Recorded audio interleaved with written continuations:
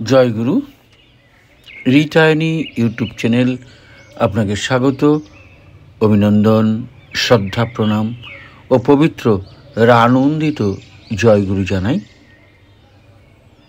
আপনাদের ভালোবাসা আমাকে অভিভূত করেছে।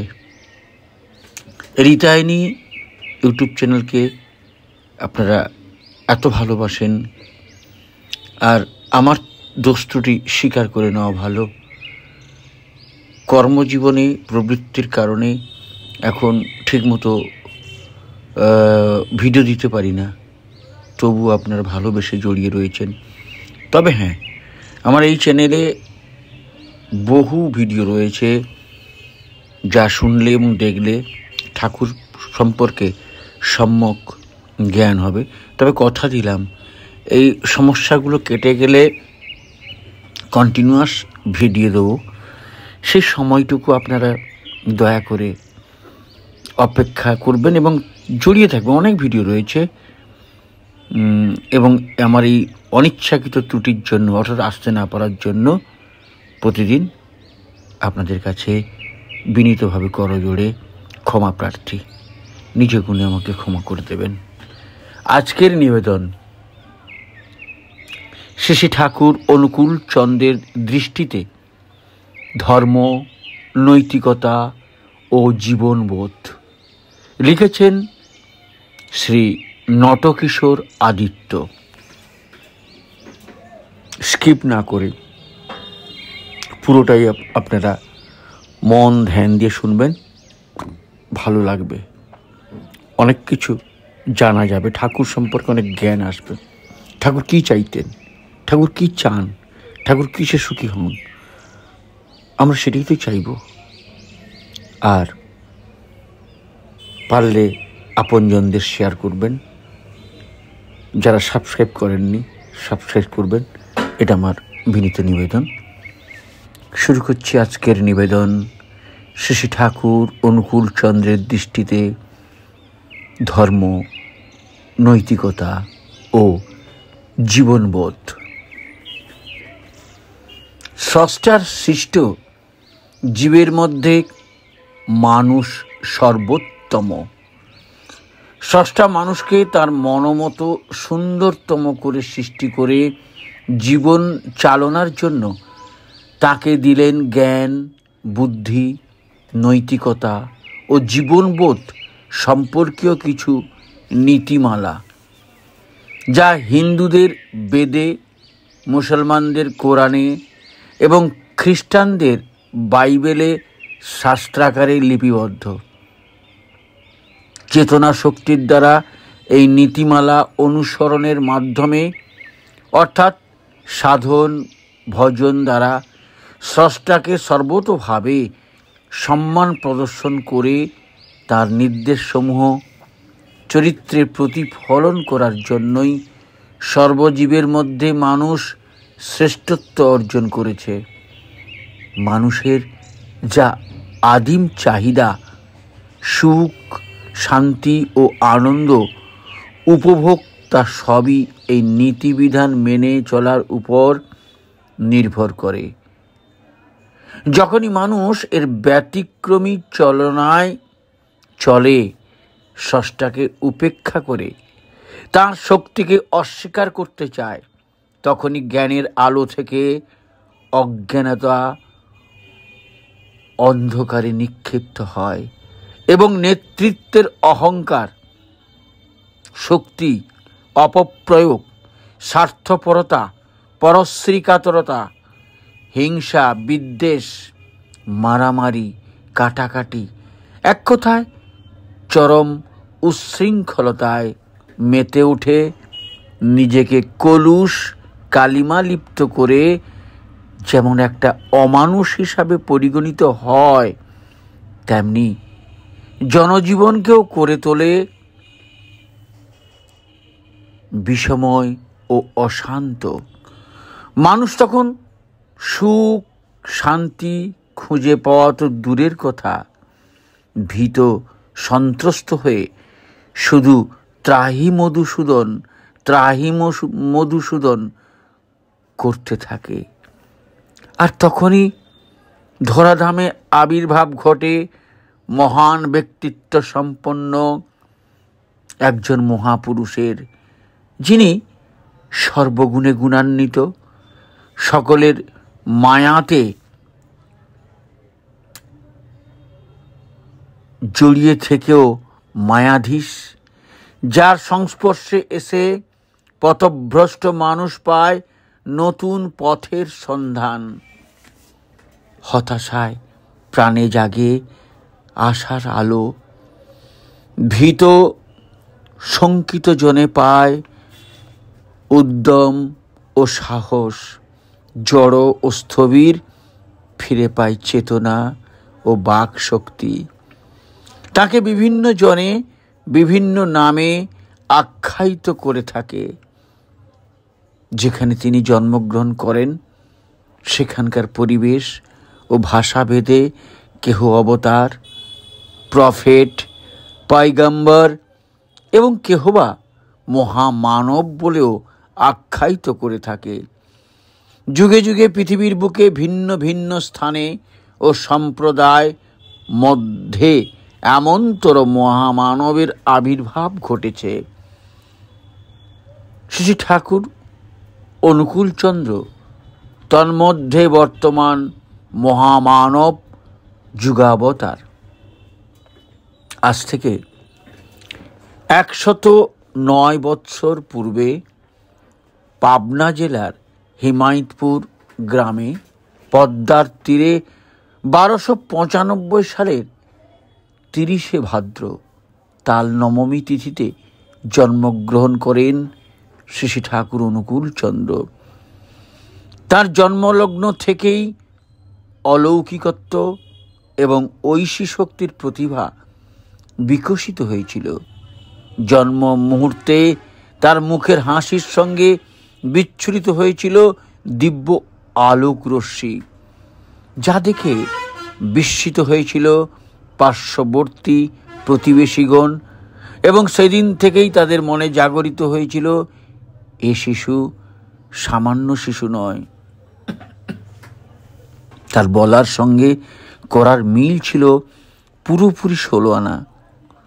মানুষের ব্যথায় তিনি নিজের ব্যথা অনুভব করতেন, তাই কুলির ব্যথা অনুভব করার জন্যই তিনি বোধ করি জাহাজঘাটে বোঝা বয়েছেন।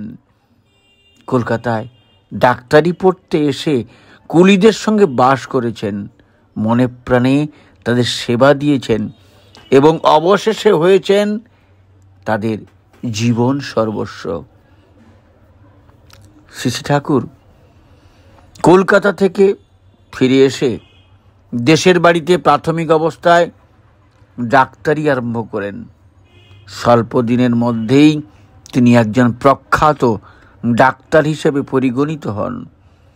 আদর্শ চিকিৎসকের সব যা কিছু তাঁর বাক্যে, চরিত্রে, চলায় বলায়, ব্যবহারে, বৈজ্ঞানিক প্রতিভায়, অনুসন্ধিৎসায়, প্রত্যাশাহীন সেবায়, লোভে বিমুখতায়, দৈবী সহানুভূতি পূর্ণ সেবা সহাচর্যে এবং প্রতিটি কাজ কাঁটায় কাঁটায় হাতে কলমে করার ভেতর দিয়ে তার ব্যক্তিত্বে দৈবী প্রভা পরিলক্ষিত হয়েছিল। রোগক্লিষ্ট মানুষ তাঁর সংস্পর্শে এলেই সুস্থ হয়ে উঠত, জুড়িয়ে যেত তাপিত প্রাণ এবং প্রাণবন্ত হয়ে উঠত প্রতিটি মানুষ। শ্রী ঠাকুর দেহের চিকিৎসার পাশাপাশি মনের চিকিৎসা আরম্ভ করলেন। সবাইকে প্রীতিপূর্ণ ভালোবাসা বিতরণ করে সুসংহত করে তুলে ধীরে ধীরে সুস্থ স্বচ্ছ মানুষে রূপান্তরিত করতেন কীর্তনের মাধ্যমে। দিনের পর দিন অবিশ্রান্ত কীর্তন চলছে। হিন্দু বলে উঠত হরি বল হরি বল, মুসলমান বলে উঠত আল্লাহ আল্লাহ। সে এক অভাবনীয় সংগঠন। কীর্তন করতে করতে শশী ঠাকুরের দেহখানি বাহ্য চেতনাহীন হয়ে সবের মতো এলিয়ে পড়ত। ধীরে ধীরে তার দেহে মৃত্যুর লক্ষণ সমূহ প্রকাশ পেত। গণ্ডদেশ হতে শরীরের নিম্নভাগ পর্যন্ত ঠান্ডা হয়ে যেত। ঘন্টার পর ঘন্টা তার শ্বাসযন্ত্র এবং হৃৎপিণ্ডের ক্রিয়া বন্ধ থাকত। অনেকেই তাকে পরীক্ষা করতে শরীরে চিমটি কাটতেন, এমনকি জ্বলন্ত অঙ্গার পর্যন্ত তার গায়ে ঠেসে ধরেছেন। তাতেও তার কোনরূপ সংজ্ঞা ফিরে আসেনি। এই বহিশ্চেতনাহীন অবস্থায় তার বদনমণ্ডল কখনো হাস্যদীপ্ত, কখনো নীল বিবর্ণ, কখনো ঈষদারক্তিম স্বর্গীয় জ্যোতিতে দীপ্তিমান হয়ে উঠত। এইরূপ অলৌকিক আত্মস্থ মহাভাব অবস্থায় বাংলা, ইংরেজি, সংস্কৃত, হিন্দি ও অন্যান্য নানা দুর্বোধ্য ভাষায় বাণী নির্গত হতো। এই সকল বাণী সমন্বয়ে রচিত হল পুণ্যপুঁথি গ্রন্থ। শশী ঠাকুর প্রতিষ্ঠা করলেন সৎসঙ্গ। শশী ঠাকুর কথা প্রসঙ্গে বলেছিলেন, সৎসঙ্গ কথার মধ্যেই সৎসঙ্গের উদ্দেশ্য নিহিত আছে। সৎ এসেছে অস ধাতু থেকে। অস ধাতুর মধ্যে আছে সত্তা, অস্তিত্ব, বিদ্যমানতা। আর সঙ্গ এসেছে সনজ ধাতু থেকে। সনজ ধাতুর মধ্যে আছে আসক্তি, অনুরাগ, মিলন ইত্যাদি। তাই সৎসঙ্গের উদ্দেশ্য হল সত্তানুরাগী হওয়া। নিজের ও পরের সত্তানুরাগী হতে গেলে সব সত্তার মূল উৎস যে পরম সত্তা, যার মূর্ত জীবন্ত রূপ সদ্গুরু, তাতে অনুরক্ত হতে হবে। তখনই আমরা সবারই সত্তাপোষণী হয়ে উঠব। প্রবৃত্তি ও আসক্তি সত্তাপোষণায় ব্যাঘাত জন্মাতে পারবে না। এছাড়া অস্তিত্বের আর চাইবার কি আছে? তাই প্রতিটি সত্তার শাশ্বত চাহিদা যা, সৎসঙ্গের ও চাহিদা তাই। বিশ্বভ্রাতৃত্ব, পরম সহিষ্ণুতা, সেবা, জীবে প্রেম এবং ঈশ্বর প্রাপ্তির একান্ত সাধনই সৎসঙ্গের সর্বকর্মের মূল ভিত্তি। ধর্মের উদ্দেশ্য জীবনকে সর্বাঙ্গীনভাবে পরিপূর্ণ করে তোলা। ব্যক্তি জীবন, পারিবারিক জীবন, সমাজ জীবন, রাষ্ট্রিক জীবন এবং আধ্যাত্মিক জীবন, এই সব দিকে সুপ্রাচীন ধর্মগ্রন্থগুলি আমাদের সকলের ঘরে ঘরে আবহমান কাল ধরে পূজিত হয়ে আসছে। এগুলি দুরূহ তত্ত্বাদির গভীরে প্রবেশ করা সম্ভব হয় না। তাই সেইগুলি সর্বসমাধানের উপযোগী, সহজ সরল ও প্রাঞ্জল ভাষায় ব্যাখ্যা করে শশী ঠাকুরের গ্রন্থগুলিতে মূল বক্তব্য ও সার সংক্ষেপের সাথে বর্ণিত হয়েছে। তার বিভিন্ন গ্রন্থে পৃথিবীর সকল দেশের ও সকল মানুষের সমস্যার সমাধান দিয়েছেন। কিন্তু মানুষ প্রবৃত্তি সংকীর্ণতার বেড়াজালে পড়ে পরম পুরুষের নির্দেশিত পথের মর্ম বুঝতে না পেরে স্বার্থান্বিত হয়ে উঠেছে। ইষ্টমুখীনতাই যে জীবনের প্রকৃত কল্যাণের পথ, তা বুঝতে পারে না। তাই পথের সন্ধান দেওয়ার জন্য শশী ঠাকুর রেখে গেলেন উত্তর সাধক হিসেবে পরম পূজ্যপাদ শশী বরদাকে। তিনি বলে গেলেন, বড় খোকার সাথে থাকা মানেই আমার সাথে থাকা। আমিও ঠাকুর, তুমিও ঠাকুর, খোকাও ঠাকুর। সূর্য অস্ত গেলে চন্দ্র প্রমাণ করে সূর্যনিত্য বর্তমান। আমরা বরদাকে পেয়ে বুঝেছি শ্রী ঠাকুর আছেন, থাকবেন অনন্ত যুগ ধরে। এই লীলার বহু পূর্বে হুজুর মহারাজ বলেছিলেন মহারাজ সাহেবকে, राधा स्वामी दयाल और एक बार आएंगे, बाप और बेटा होकर लीला करेंगे। द्वंद्व, हिंसा, उग्र राजनीति, शोषण प्रवण नगर जीवनेर बाइरे प्रकृतिर स्नेहमाखा कोले ठाकुर शिशु अनुकूल चंद्र गड़े तुललेन भविष्यत मानुषेर पवित्र शांतिमय सरल और सुसभ्य समाज गठनेर एक वास्तव निदर्शन। मानुषेर अस्थि बृद्धिर एक आदर्श साधन पीठ, सर्वमानुषेर मानवतार एक मिलन तीर्थ सत्संग। तार कथाय सत्संग चाय मानुष, ईश्वरी बोलो, खोदाई बोलो, भगवान बा अस्तित्वई बोलो, भूत महेश्वर जिनी एक तारी नामे। से बोझे ना हिंदू, से बोझे ना ख्रिस्टान, से बोझे ना बौद्ध, से बोझे प्रत्येकेई तारी सन्तान। श्री ठाकुरेर सान्निध्ये बहु कवि, साहित्यिक, शिक्षाविद और राजनीतिविद एवं विभिन्न मत पथेर मानुष एसे तृप्ति लाभ करेছেন ও উদ্বুদ্ধ হয়েছেন। এ কে ফজলুল হক তার সান্নিধ্যে এসে মুগ্ধ হয়ে বলেছিলেন, আমার সময় থাকলে বাকি জীবন এখানেই কাটাতাম। শুনেছি কবিগুরু রবীন্দ্রনাথ ঠাকুর শ্রী ঠাকুরের শ্রীহস্ত লিখিত অমীয় গ্রন্থ সত্যানুসরণ পড়ে বিস্মিত হয়ে বলেছিলেন, এত অল্প বয়সে এত প্রজ্ঞা পেল কোথায়? শ্রী ঠাকুর সত্যানুসরণ গ্রন্থে ধর্ম সম্পর্কে বলেছেন, যার উপর যা কিছু সব দাঁড়িয়ে আছে তাই ধর্ম, আর তিনিই পরম পুরুষ। ধর্ম কখনো বহু হয় না, ধর্ম একই, আর তার কোনো প্রকার নেই। মত বহু হতে পারে, এমনকি যত মানুষ তত মত হতে পারে, কিন্তু তাই বলে ধর্ম বহু হতে পারে না। কোনো মতের সঙ্গে কোনো মতের প্রকৃতপক্ষে কোনো বিরোধ নেই। ভাবের বিভিন্নতা, রকম ফের, একটাকে নানা প্রকারে একরকম অনুভব।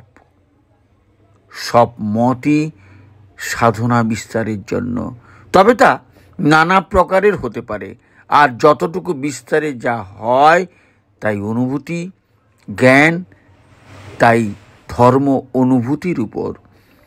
শ্রী ঠাকুর আরও বলেছেন, যত পারো সেবা করো, তোমার সৎ স্বভাব কর্মে ফুটে উঠুক। যে সাধনা করলে হৃদয়ে প্রেম আসে তাই করো, নিষ্ঠা রেখো, কিন্তু গোঁড়া হও না। সাধু সেজো না, সাধু হতে চেষ্টা করো। প্রেমের কথা বলার আগে প্রেম করো, ক্ষমা করো, কিন্তু অন্তরের সহিত। ভিতর গরম রেখে অপারগতা বশত ক্ষমাশীল হতে যেও না। যদি পাপ করে থাকো কাতর কণ্ঠে তা প্রকাশ করো, শীঘ্রই সান্ত্বনা পাবে। অন্তরে যা গোপন করবে তাই বৃদ্ধি পাবে। ভক্তই প্রকৃত জ্ঞানী। অনুভূতির অপর নাম জ্ঞান। ভক্তিরূপ তেলে জ্ঞানরূপ পোলতে ভিজিয়ে সত্যের আলো জ্বালো। সন্ন্যাসী সেজো না, মনকে সতে ন্যস্ত করো। গরিয়ান হও, গর্বিত হও না। উন্নত হও, অহংকারী হও না। জগতে মানুষ যত কিছু দুঃখ পায় তার অধিকাংশ কামিনী কাঞ্চনে আসক্তি থেকে আসে। ও দুটো থেকে যত দূরে থাকা যায় ততই মঙ্গল। দুঃখ কারো প্রকৃতিগত নয়কো, তাকে ইচ্ছে করলেই তাড়িয়ে দেওয়া যেতে পারে। কারো দুঃখের কারণ হেও না, কেহ তোমার দুঃখের কারণ হবে না। যদি ভবিষ্যৎ কল্যাণকে আবাহন করতে চাও তবে সম্প্রদায়গত বিরোধ ভুলে জগতের পূর্ব গুরুদের প্রতি শ্রদ্ধা সম্পন্ন হও, আর তোমার মূর্ত ও জীবন্ত গুরু বা ভগবানে আসক্ত হও, আর তাদেরই স্বীকার করো যারা তাকে ভালোবাসে, কারণ পূর্ববর্তীকে অধিকার করিয়াই পরবর্তীর আবির্ভাব। শ্রী শ্রী ঠাকুর বজ্র গম্ভীর কণ্ঠে ঘোষণা করলেন, ঈশ্বর এক, ধর্ম এক এবং প্রেরিত মহাপুরুষগণ একই বার্তাবাহী। তিনি আরও বললেন, বুদ্ধ ঈশায় বিভেদ করিস, শ্রী চৈতন্যে রসুল কৃষ্ণে, জীবোদ্ধারে হন আবির্ভাব, একই ওরা, তাও জানিস নে। ধর্ম, জীবন ও বিজ্ঞানের মধ্যে যে চিরন্তন মূলগত পারস্পরিক সমন্বয় বিদ্যমান রয়েছে, তার বহুল প্রচার ও বাস্তবায়ন শ্রী ঠাকুরের মূর্ত আদর্শ। ইসলাম, খ্রিস্টান, বৌদ্ধ মতাবলম্বী বিভিন্ন গোত্র ও সম্প্রদায়ের মানুষের নানাবিধ প্রশ্নের সম্মুখীন হন শ্রী ঠাকুর। বিশ্ব মানবতাকে উপলব্ধি করার লক্ষ্যে তাঁরই কিছু প্রশ্ন উত্তর তার ইসলাম প্রসঙ্গে গ্রন্থ থেকে কিছু কথা আপনাদের শোনাই। প্রশ্ন: আচ্ছা, মানুষের ঠিক চলার পথ কোনটা? শ্রী ঠাকুর বলছেন, কোন পথ? পথ তো একটাই, এক খোদা বা ভগবানে বিশ্বাস, তাঁর প্রেরিত পয়গম্বর ও প্রকৃত ভক্তদিগকে সর্বতোভাবে গ্রহণ আর তাঁদের নির্দেশগুলিকে মেনে তাঁকেই আপ্রাণ অনুসরণ, এই হচ্ছে ধর্মের মেরুদণ্ড।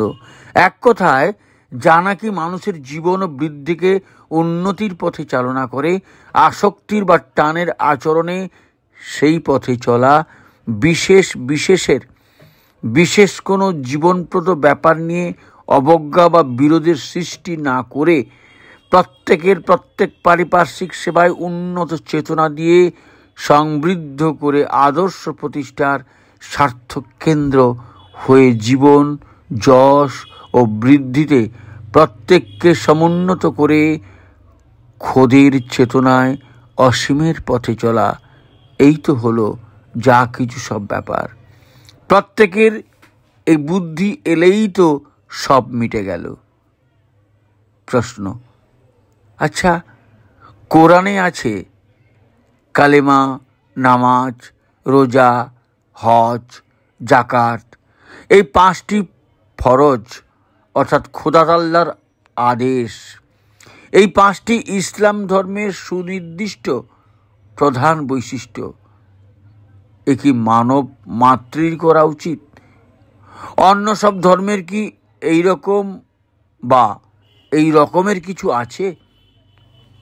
উত্তরে শ্রী ঠাকুর বললেন, হ্যাঁ, জীবন বৃদ্ধির সব ধর্মেই কোনো না কোনো প্রকারে এ আছেই, আর থাকা উচিতও। পূর্বতন দিগের প্রতি শ্রদ্ধা ও নতি রাখিয়া ঈশ্বর ও যুগপুরুষোত্তম বা পয়গম্বরকে সর্বতোভাবে আপন অস্তিত্বের ভিত্তি ও উৎস বলিয়া স্বীকারী ঈমান ও তৎস্বার্থ প্রতিষ্ঠানুপাতিক নিজের জীবনকে নিয়ন্ত্রিতকরণ সম্বেগী থাকা, বলা ও করাই হচ্ছে আমার মনে হয় কালেমার তাৎপর্য। তাই তদনুকূলে জীবন ও বৃদ্ধির কতগুলি কথা স্বীকার করে তৎ অনুযায়ী কর্মের ভিতর দিয়ে জীবনকে চালানো আর নিজেকে তৎ অনুপাতিক চিন্তনীয়।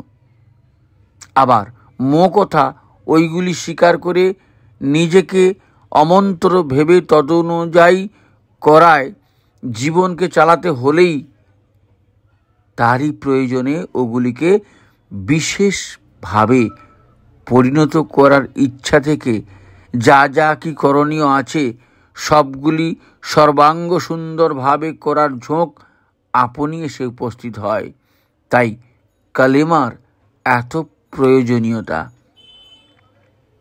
জীবন ও বৃদ্ধির পক্ষে প্রয়োজনীয় প্রথম এক কথায় করা ও ভাবার ভেতর দিয়ে জীবনকে পবিত্রীকরণের এই মন্ত্রবাক্য বা কালেমা।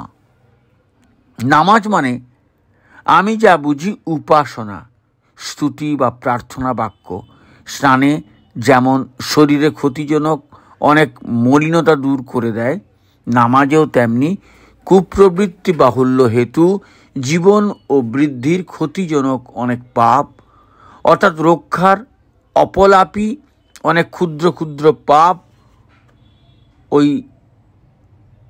স্নানেরই মতন দূর করে দেয়। এই উপাসনা, স্তুতি বা প্রার্থনা বাক্যের ভেতর দিয়ে মানুষ সেগুলিকে স্মরণে এনে জীবনের চলনাকে যাতে চালাতে পারে, এর জন্যই নামাজ অবশ্য করণীয়। প্রত্যহ অনুরক্তি সহকারে এই নামাজ না করলে করণীয় ও চলনীয় পথ বিস্তৃতির ভেতর দিয়ে হারিয়ে ফেলতে হয়। কারণ মানুষকে তার পারিপার্শ্বিক যেমন সাড়া দিয়ে চেতনায় উদ্দীপ্ত করে রাখে, তেমনি আবার তাদের প্রয়োজন ক্ষুধার জন্য বৃত্তি অনুপাতিক সাড়ায় আকর্ষণ করে জীবন ও বৃদ্ধির চলনা হতে বিভ্রান্ত করে সর্বনাশের সম্মুখীন করে দেয়। তাহলেই নিজেকে জীবন ও বৃদ্ধির পথে অটুট রাখতে হলেই চাই অটুট ও আপ্রাণ ইষ্টানুরক্তি দিয়ে ইষ্টেতে নিজেকে বেঁধে ফেলা, আর স্মরণের ভেতর দিয়ে তার ইচ্ছাকে জাগরুক করে করার তাঁরই চলনে চলা। আর এই স্মরণের ভেতর দিয়ে করায় ওই ইষ্টের চলনে চলার নামাজই হচ্ছে সহজ ও সুন্দর সাথিয়া।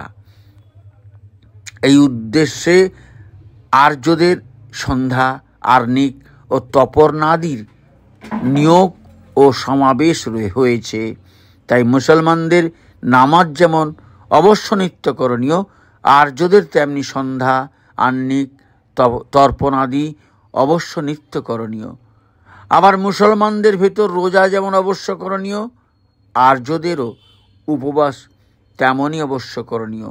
যার উদ্দেশ্য হচ্ছে না খেয়ে বৃহৎ উন্নত চিন্তাশীল হয়ে দিন কাটালে রোজ খাওয়ার দরুন খাদ্যবস্তু ও শরীরের দুষ্ট নিঃস্রাব হতে যে সমস্ত বিষাক্ত পদার্থ শরীর বিধানে মজুদ হয়, সেগুলি ওই অবসরে বেরিয়ে গিয়ে শরীরকে সুস্থ স্বাস্থ্য করে তোলে।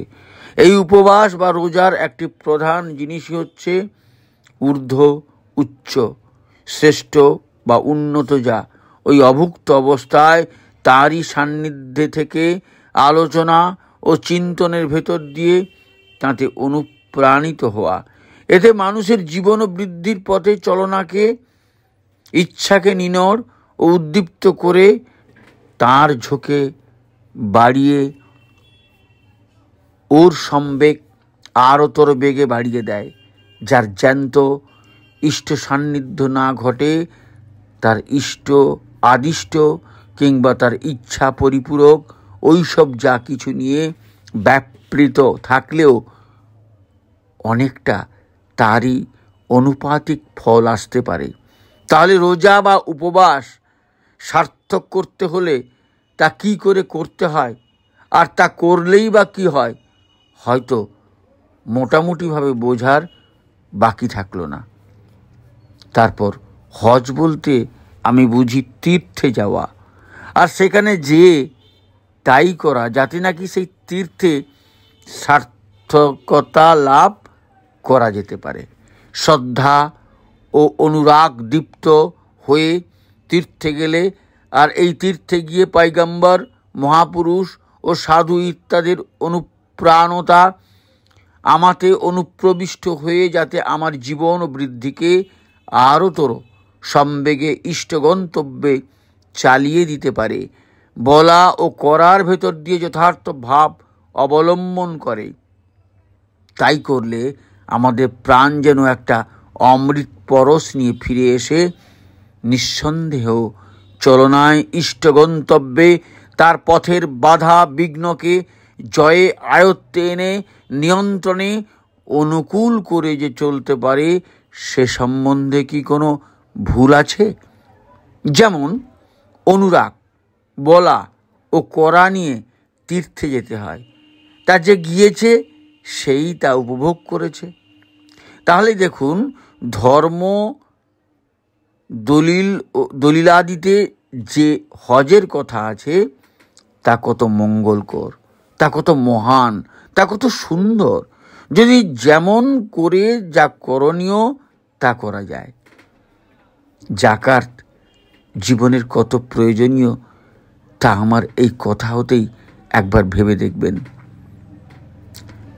আমি যে চেতনা নিয়ে জীবন ও বৃদ্ধির জন্য অমৃত আহরণে উদ্গ্রীব আকাঙ্ক্ষায় উন্নতি প্রয়াসী হয়ে চলেছি, তার একটা প্রধান কারণই হচ্ছে আমার পারিপার্শ্বিক। আমারই ইন্দ্রিয়াদির ভেতর দিয়ে সাড়ার আঘাতে বিদ্ধ করে তার সঞ্চারণে আমার মস্তিষ্কে যে সাড়ার কম্পন সৃষ্টি করে, সেই হচ্ছে আমার চেতনা। তাহলে তারা আমাকে যেমনতর সাড়া দিয়ে ওই রকম করে তুলবে, মস্তিষ্ক উপচে আমাদের চিন্তন ও চলনও তেমনতর হবে। তারা যদি মরণ সাড়া দিয়ে আমাদিগকে অমন্তর করে তোলে, আর যদি আমরা ইষ্টে আমাদের অনুরাগ দিয়ে বিশিষ্টভাবে বাঁধা না থাকি, অর্থাৎ ইষ্টের সাড়া আমাদের মস্তিষ্কে মুখ্য কার্যকরী না হয়, তাহলে মরণ নৃত্যে আমাদের মস্তিষ্ক যে তারই নাচনের ভাগ হয়ে মরণ রেণু উড়িয়ে তাতে নিঃশেষ হবে, তা প্রতিরোধ করতে কে পারবে? তাহলেই ওই পারিপার্শ্বিককে যদি আমরা আমাদেরই অমৃতবাহী না করতে পারি, তবে সে লোকসান তো আমাদেরই। কারণ তারা যেমন অবস্থায় থাকবে তেমনতর সারাই বিকিরণ করবে। তাহলে যদি আমরা জীবন ও বৃদ্ধিকে আমরণেই ন্যস্ত করতে চাই, তাদিগকে তাহলে আমাদের তেমনি করতে হবে, যাতে আমরা ওই আমরণ সাড়া তাদের থেকেই অনায়াসে পেতে পারি। তাহলে দেখুন, তারা যদি দুস্থ, দুর্বল, বিপদগামী, ক্ষতিপরায়ণ, রুগ্ন, অসহায় হয়ে সর্বনাশে গা ঢেলে দেয়, তবে তা থেকে আমরা বাঁচব কি? তবেই তাদের ভেতরেও আমার ইষ্ট প্রতিষ্ঠা করতে হবে, তাদের সুস্থ করতে হবে, সেবা, সহানুভূতি ও সহচর্যের ভেতর দিয়ে তাহাদিগকে সর্বতোভাবে বিবর্ধনশীল করে তুলতে হবে। নতুবা রক্ষা কোথায়? কারো কি রক্ষা আছে? আর এই উদ্দেশ্যেই দয়াল রসুল মানুষের প্রতি আদেশ করেছেন, যাকাত দিতে তোমরা কখনোই পশ্চাৎপদ হও না। আর্যদেরও ওই রকমই কঠোরভাবে দানের অনুজ্ঞা আর্য দলিলে সন্নিবিষ্ট করা আছে। তাহলে দেখুন, যাকাত জীবন ও বৃদ্ধির কীরকম মূল্যবান নির্দেশ। মানুষ আপন, টাকা পর, যত পারিস মানুষ ধর। শ্রী ঠাকুর অনুকূলচন্দ্রের এই মহান বাণীটির মাধ্যমেই সৃষ্টিকর্তার শ্রেষ্ঠ জীব আশার ফুল মকলুকাত মানব জাতির প্রতি প্রগাঢ় ভালোবাসা এবং মানুষের সেবা করলেই পক্ষান্তরে সৃষ্টিকর্তার সেবা করা হয় এবং সৃষ্টিকর্তা সুখী হন, এই কথাটি ফুটে উঠেছে। তিনি তার বাণীতে বলেছেন, ঈশ্বর এক, ধর্ম এক, প্রেরিতগণ একই বার্তাবাহী। বর্তমান অশান্ত পৃথিবীতে এই বাণীটি প্রতিষ্ঠিত হলেই মানবতা রক্ষা পায় এবং বিশ্ব শান্তি প্রতিষ্ঠিত হয়। মানবতা রক্ষা পায় এবং বিশ্ব শান্তি প্রতিষ্ঠিত হয়। জয়গুরু। আজ এই পর্যন্ত। আবার পরবর্তী সময় এরকম আবার একটি নতুন অধ্যায় নিয়ে আসব। আপনারা